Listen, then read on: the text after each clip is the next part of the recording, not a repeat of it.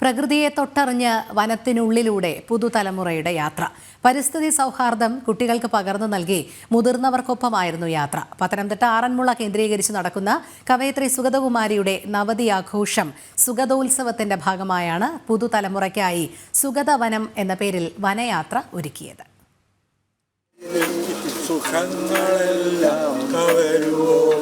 ചുട്ടരിച്ചു കളഞ്ഞുവോ ഭൂമി തന്നുടെ നന്മകൾ.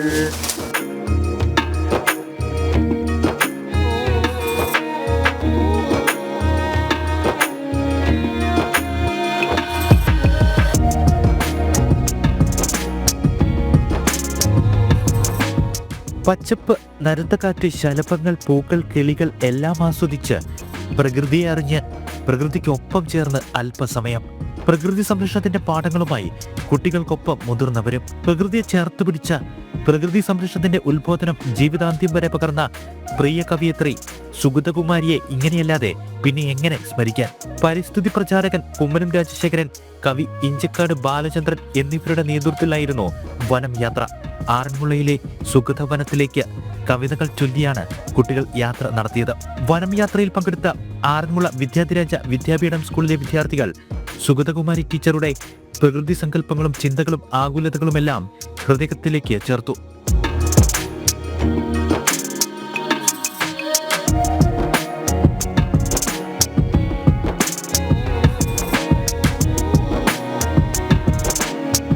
വനം യാത്രയുടെ പ്രാധാന്യം കുമ്മനം രാജശേഖരന്റെ വാക്കുകളിൽ ഇങ്ങനെ: കുട്ടികളെല്ലാം ചേർന്ന് സുഗതകുമാരിയുടെ കവിതകൾ പാടി, കഥകൾ പറഞ്ഞ്, അതുപോലെ കാടിൻ്റെ പ്രാധാന്യം മനസ്സിലാക്കി മരങ്ങൾ വെച്ച് പിടിപ്പിക്കേണ്ടതിൻ്റെ ആവശ്യകത ബോധ്യപ്പെട്ട് നടത്തുന്ന ഒരു യാത്ര തീർച്ചയായിട്ടും കുട്ടികളിലേക്ക് ഈ ഒരു ആശയം പതിയണം, ഒരടയാളപ്പെടുത്തലാവണം, അവരുടെ ഹൃദയത്തിൽ എന്നുമെന്നും ജ്വലിക്കുന്ന ഒരു വികാരമായി സുഗതകുമാരി ഉണ്ടാവണം എന്നതാണ് ഉദ്ദേശിക്കുന്നത്. ഈ പ്രദേശം തന്നെ ചുറ്റും പാടശേഖരമാണ്, പമ്പ നദിയുടെ തീരമാണ്.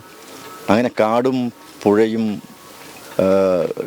നെൽപ്പാടങ്ങളും നീർത്തടങ്ങളും ഒക്കെ കൊണ്ട് വളരെ കമനീയമായ ഈ ഗ്രാമം, അത് സുഗതകുമാരി ചേച്ചിയെ സംബന്ധിച്ചിടത്തോളം ബാല്യകാലത്ത് ഒരുപക്ഷെ ലഭിച്ചിട്ടുണ്ടാകാവുന്ന ഏറ്റവും വലിയ പ്രേരണയും പ്രചോദനവുമായിരിക്കും ഞങ്ങൾ വിശ്വസിക്കുന്നു. അതുകൊണ്ടാണ് ഈ മണ്ണിൽ നിന്ന് ആരംഭിക്കുകയാണ് സുഗതകുമാരിയുടെ ദർശനങ്ങൾ, ആശയങ്ങൾ, ആദർശങ്ങൾ ഒക്കെ ജനമനസ്സിലേക്ക് പകർന്നു കൊടുക്കാനുള്ള വലിയൊരു യജ്ഞമാണ്, ഒരു ജനമുന്നേറ്റമാണ് ഇവിടെ നിന്നും ആരംഭിക്കുന്നത്.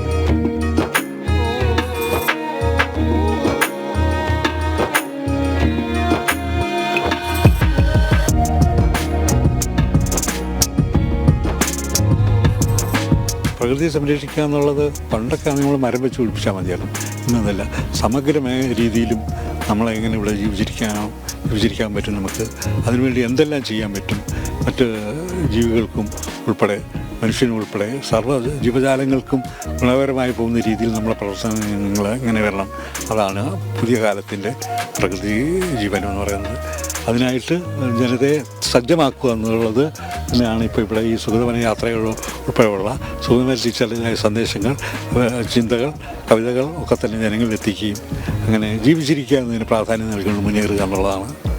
ഒരു വർഷം നീണ്ടു നിൽക്കുന്ന പ്രിയ കവയിത്രി സുഗതകുമാരിയുടെ നവതി ആഘോഷം സുഗതോത്സവത്തിന് നാളെ സമാപനമാകും.